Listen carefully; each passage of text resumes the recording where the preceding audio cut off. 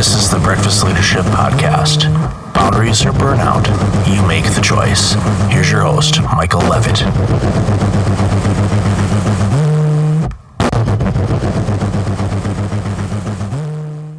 Welcome to another episode of the Breakfast Leadership Podcast. Today I've got Josh Elledge from upmyinfluence.com.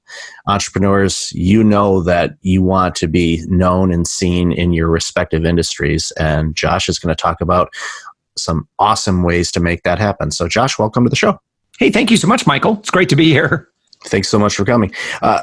So upmyinfluence.com, tell us a little bit about the site, some of the services your team provides, and why did you launch it? Why did you feel it was important to create such an awesome site?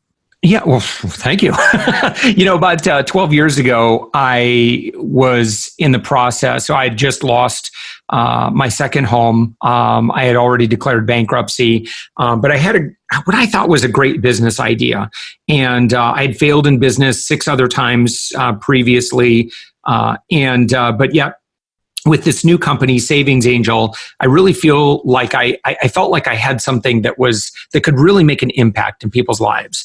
And so at the time, again, just kind of coming out of financial dire straits, I didn't have any money for advertising, but I'll tell you that exposure is everything.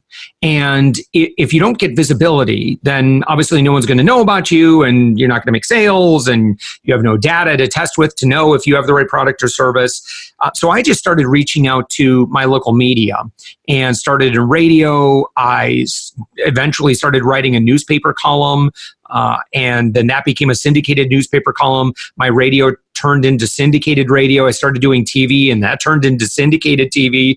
And all told now, Michael, I've been in the media over 2,000 times, which is ridiculous. And Savings Angel has done well more than $6 million in revenue, and we've spent less than $500 in advertising. So I feel like, when you're when you develop some success in business, I feel like it's the appropriate thing to find ways to mentor and provide services pro bono, do workshops, that sort of thing. And so I got involved in my local startup community. And so I started teaching them about, this is exactly what I did step by step. Here's how I built my authority. Here's how I built my influence. Here's how I was able to grow my brand bigger and bigger and bigger without risky investments in PR. And so as these startups started following my advice, they started having success, and then they wanted to hire me. And I was like, well, I wasn't really planning on that, but let's see what I could do. And so we put together a service, and this was over 5 years ago, and which is today Up My Influence, which is it's kind of a platform service, and we've got a team now, getting close to 20 people on the team, and we're able to turn thoughtful entrepreneurs into media celebrities. And it is just such an honor to be able to do that work, because I feel like everyone has a message that can positively impact the world. And if I don't help those business owners, be able to get their voice heard, then they may potentially give up on their dreams. And I don't think look, if I can succeed at business, you can succeed at business. And so that's what we're able to do. And it's like I said, such an honor to be able to do that. That's some awesome stuff. And, based on your advertising budget, I'm guessing you didn't get roped into Yellow Pages advertising, because I still get those calls from time to time. And I tell them, it's like, that's okay. I have plenty of monitor stands, and actually I don't even use a monitor. I've got a laptop that I use, so I don't even use a monitor anymore. Well, that's awesome that you were able to, scale the organization like that with, so little on the ad budget, because, many entrepreneurs, I know a ton of people that listen to the show have all, tried, and most have dramatically failed on Facebook advertising and things like that, because again, they're trying to get out there and be known, because they have some awesome products and services that they want to share with the world. But how the Facebook advertising obviously has not worked for many of them, so I'm sure many of them, and you see them, get frustrated and go, okay, how am I going to be known? How am I going to get out there? Because it's a huge world, and you'll get lost in social media and Instagram posts and everything else. It's like, how how do you go about helping those people, pardon the pun here, but up my influence? So, again, and forgive me if not answering your question exactly, but, I feel like, when someone has the opportunity to solve a major problem, I almost feel like it's a little bit selfish to kind of hoard that insider information. And I'll be honest, at the beginning, I felt a little uneasy being this teacher of like, you too can be famous, because it just seems kind of, I don't know, like I'm uncomfortable with that. And I felt like, someone was going to call me out. But I knew that I had a moral obligation to do this.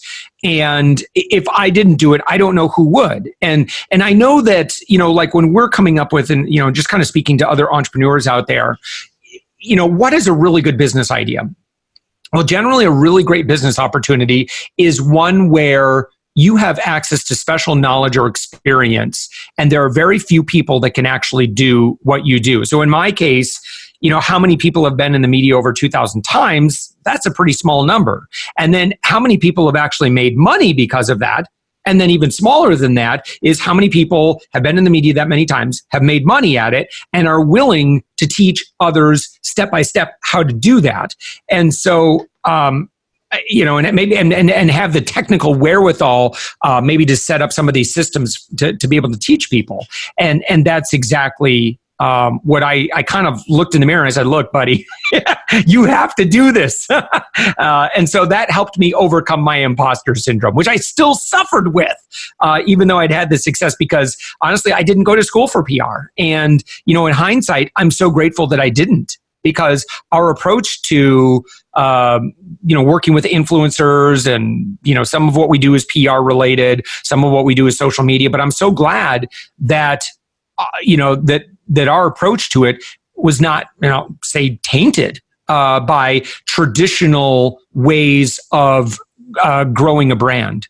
That's awesome. And, I talk a lot about marketing, and my original career was accounting. And believe me, we made a lot of fun of the people in college that took marketing. We accused them of just having toga parties and not doing anything and spending all of our money and all of this stuff. So very similar now that I'm in my own business and engaging people and, marketing and selling. It's given me a new appreciation to the work. But like you, I thought, well, I'm not going to grab, marketing 101 and try to figure this out. What's working right now? What are other industry leaders doing? What, just mimic them, because it's working for them, and it's trial and error. But it's awesome that you have discovered this, and like you said, you haven't done the traditional PR way of things. You've come at it from a different angle with different perspectives.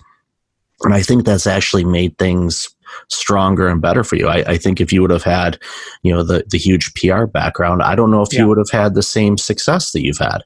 No, I doubt it. And in fact, it's really nice when, again, we're just talking about some, I'd say, product development, business development here. But, when you can swim in the blue ocean, then again, that's another really, really great, like if I'm coming up with like Josh's checklist for, am I in the right business for me? I would also put that blue ocean is what you're doing in the blue ocean, or are you doing the same thing that everybody else is doing? And so, again, that would be another clue.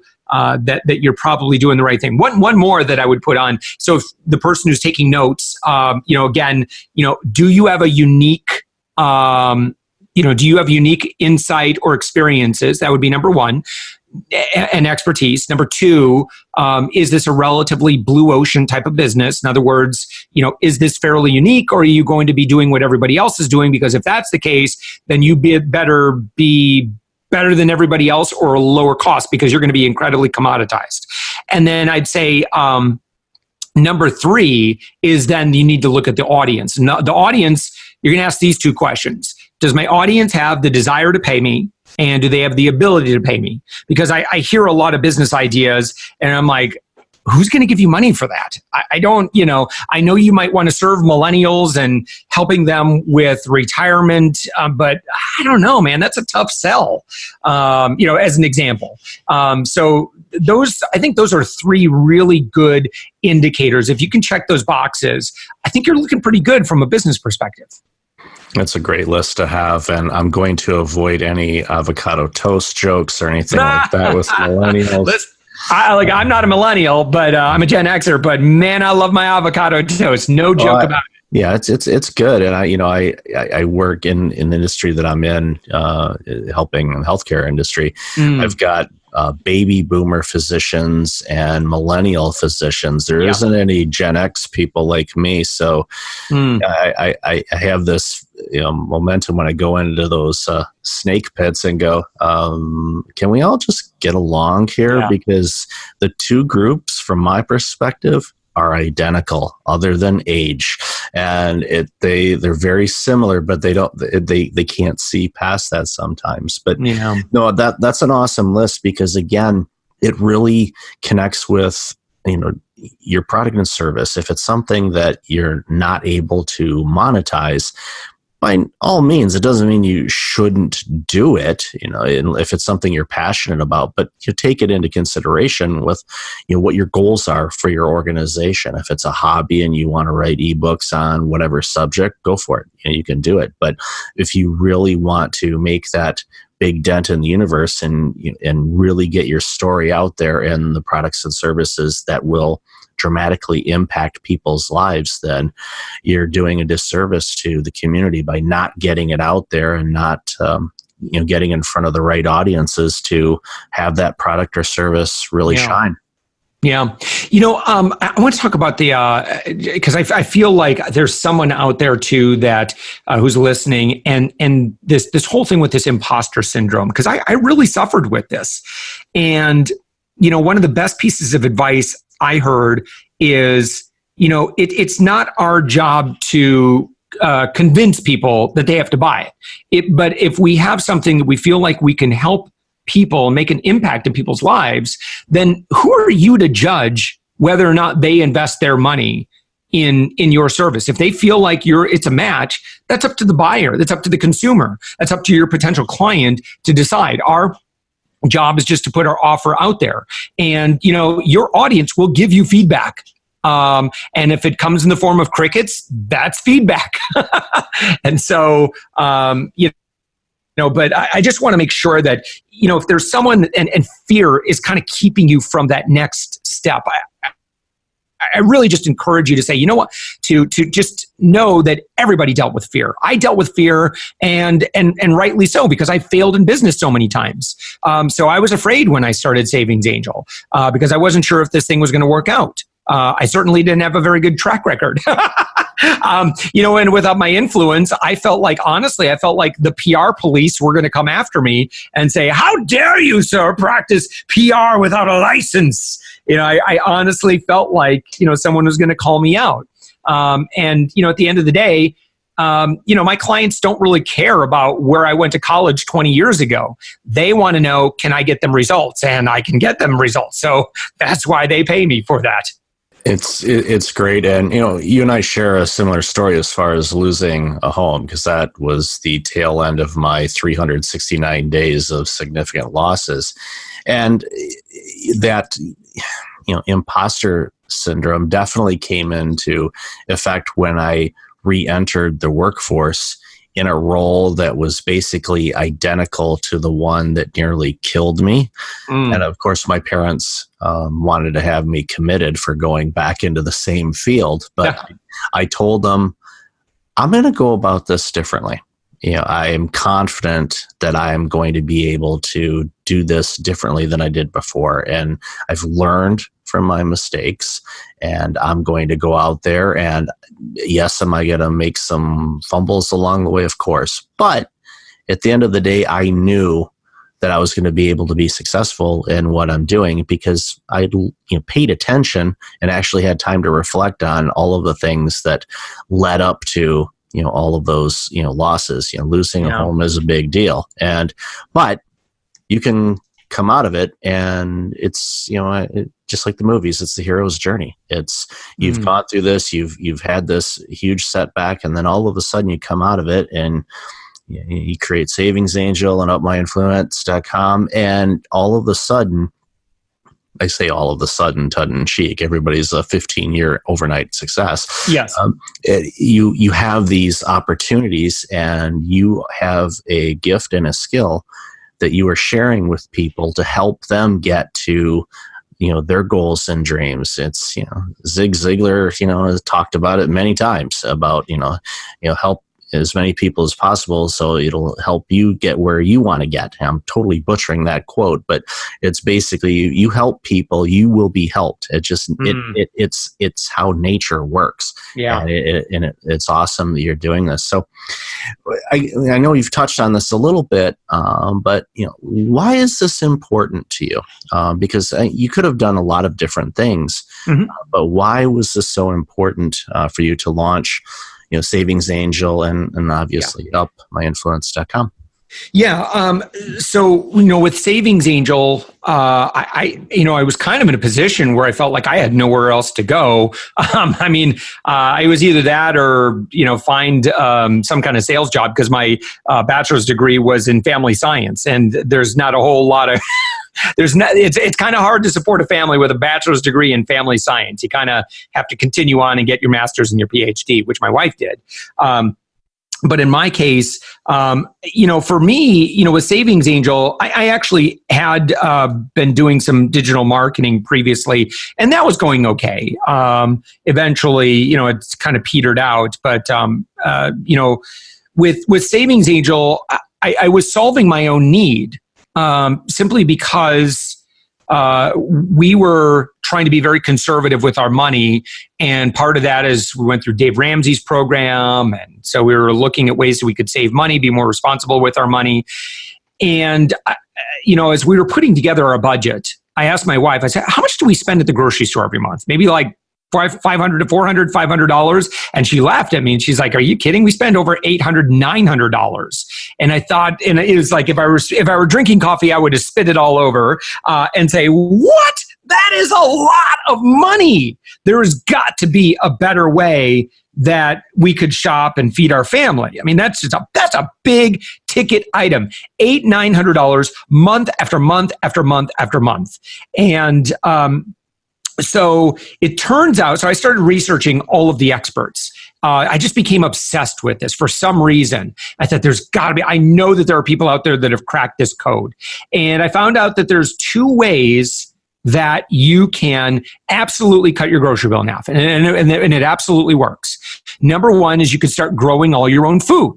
And knowing what I knew about my schedule and my history in trying that didn't work out so well. So that probably wasn't going to be an option. And the other option is that you have to get really, really good at taking advantage of every discount that's available to you. So you obviously take advantage of great sales at local grocery stores. And then you also want to take advantage of other incentives. And those incentives come in the form of coupons and rebates and other money back offers. And if you can time the really good sale with the coupon, you can get products for free on a regular basis. And so we took our grocery bill from $800-900 a month down to $300 a month, giving my family and I a $500 a month pay raise, but it was a lot of work.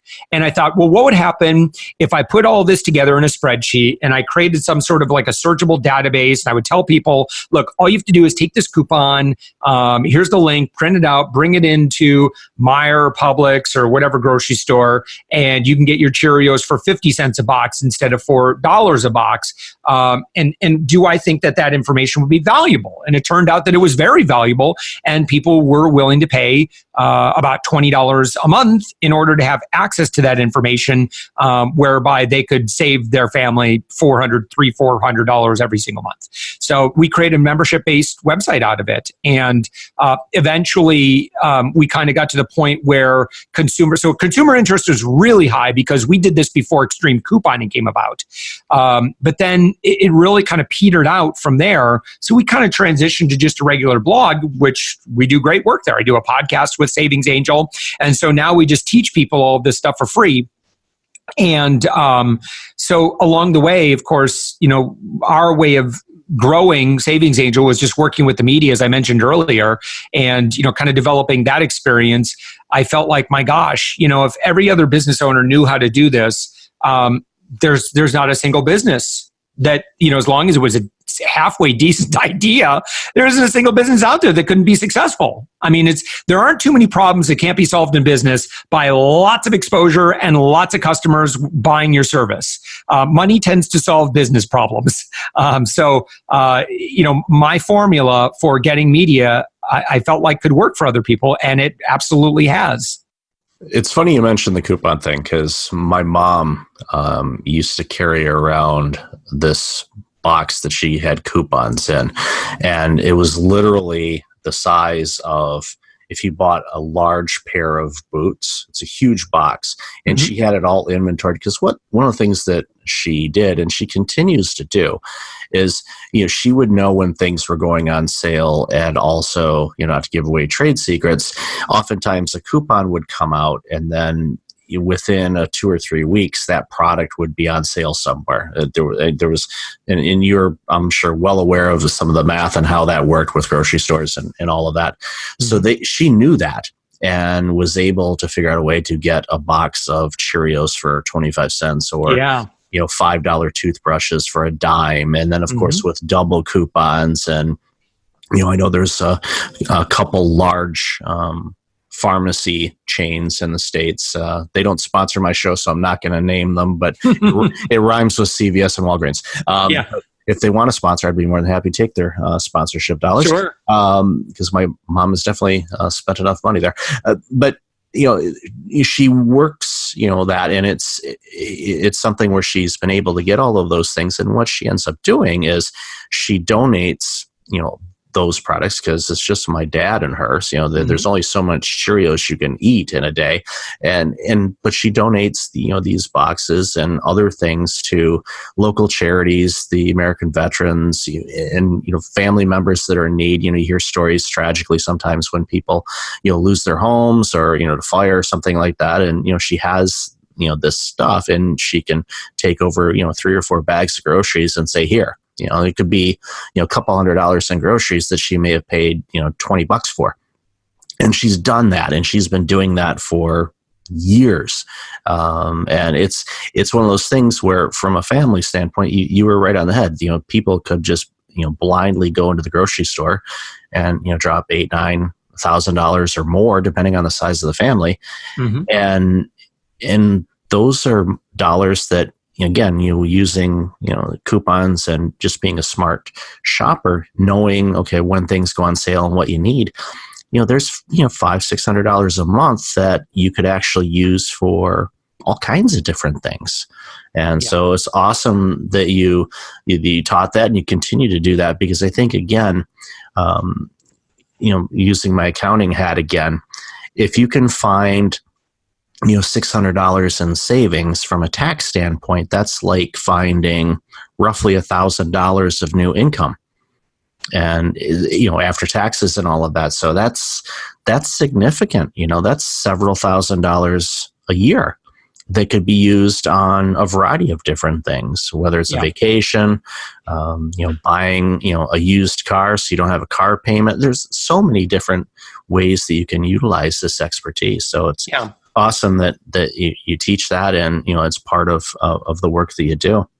Yeah, and here's the thing, lest someone say, "Oh, it's too much work. It's not." I'm going to be spending all my full-time job becoming an extreme couponer. You're not. You can decide how much time you want to spend. For me, I will spend maybe an extra hour, and all I do, and that would be generous if I spent that much time. I generally don't. All I do, and here's like the path of least resistance, is look at the stores that you would potentially shop at. Consider going to Walgreens, CVS, and then maybe some, whatever, Target or Walmart or whatever. Just check and see what they have on sale. That's, and then be willing to go to multiple stores, be willing to try multiple product, manufacturers. And then at the same time, just do a search and see if you can find some coupons. There's coupon databases out there. It's not that hard. And if you can, find a website where you can save, a few dollars just because you printed out a coupon, what are you making per hour? Well, what I find is that your first hour of just being a little bit more thoughtful in how you're going to spend money on all your consumables, the stuff you buy on a regular basis, you will make about $40 to $50 an hour. That ain't bad. And so also, anybody who thinks that the cheapest way to feed your family is shopping at Walmart or Costco or warehouse clubs or Aldi, that's not correct. We've been doing the science for 12 years. They're very masterful at getting you to believe that that's the cheapest way to feed your family. It's not even close.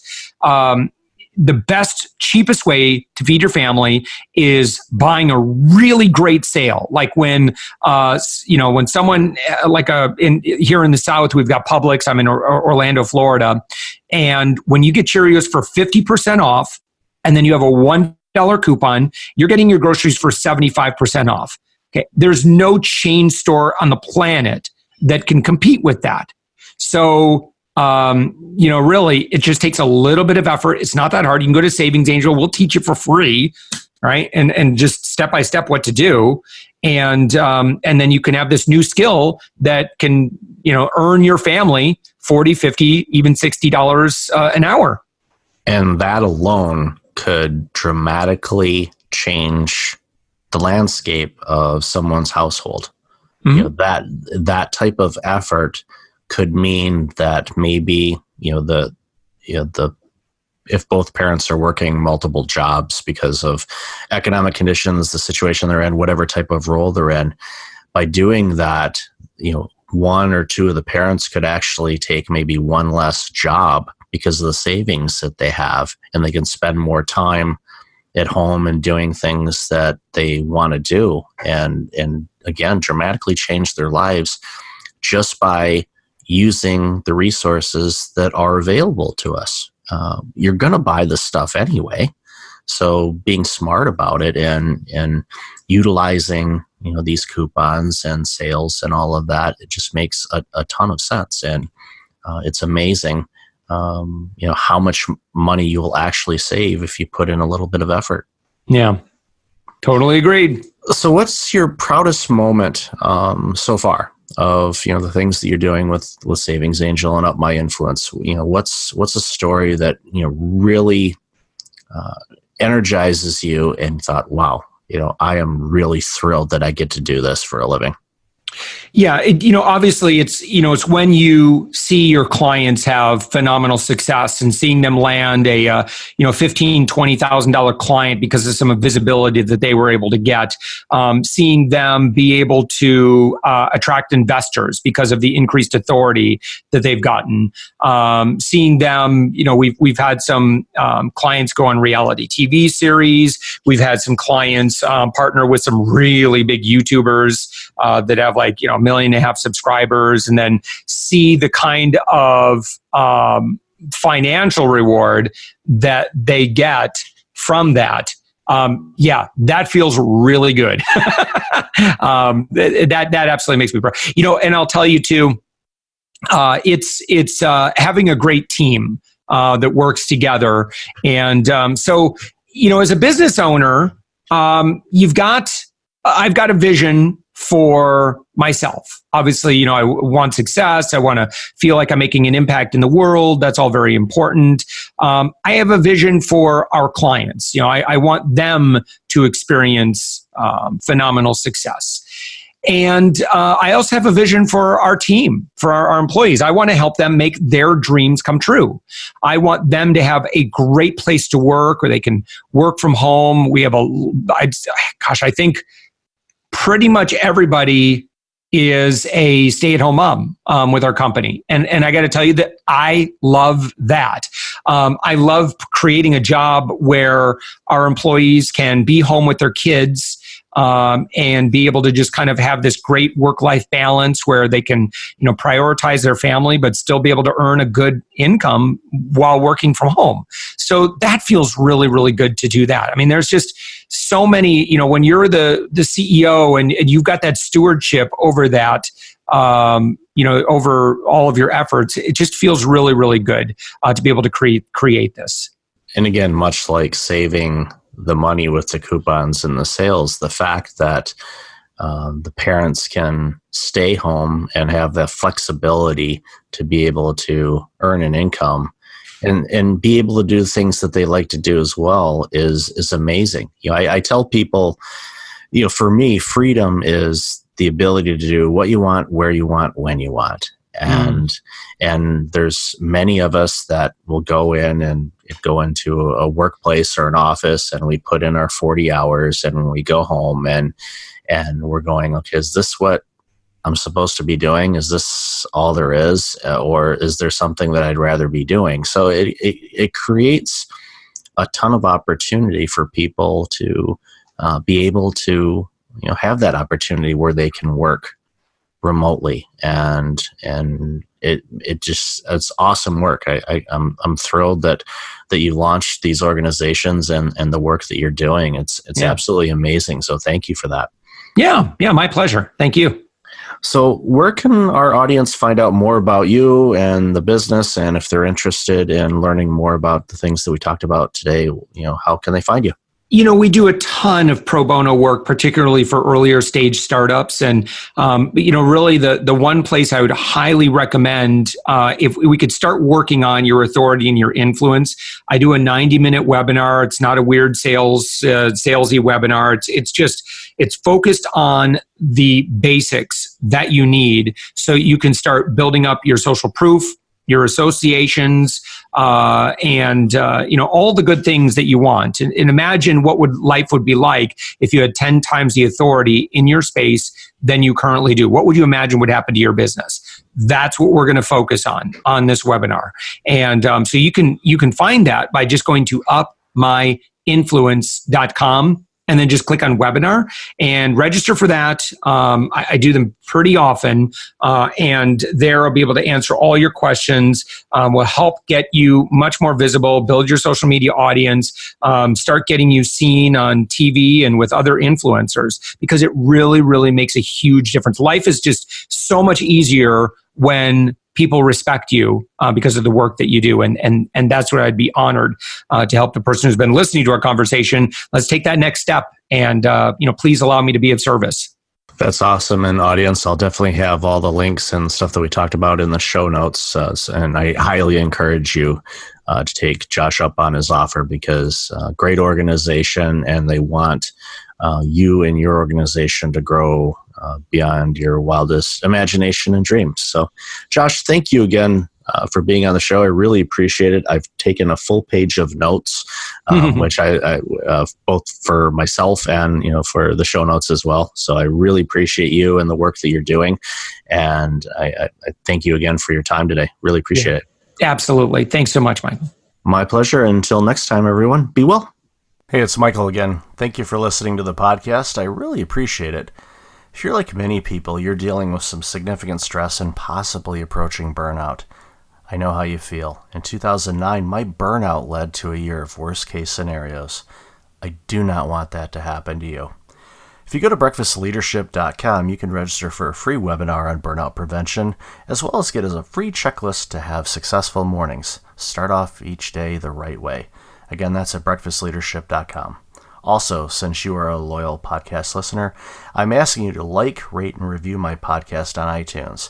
I look at all the reviews and appreciate your comments, and it helps other potential listeners discover the content I have on the show. I appreciate you, and thanks again for listening.